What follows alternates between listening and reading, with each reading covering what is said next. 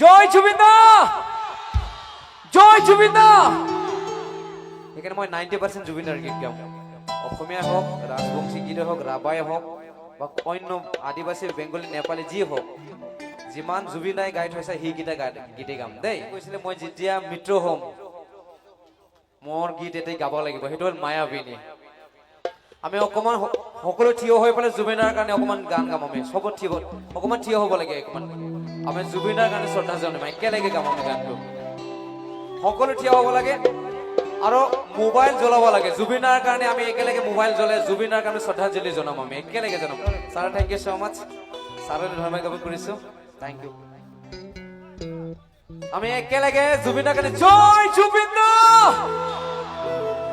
জয় জুবিন দা। যেতিয়ালৈকে এই পৃথিৱী থাকিব আমাৰ জুবিন দা সদায় থাকিব।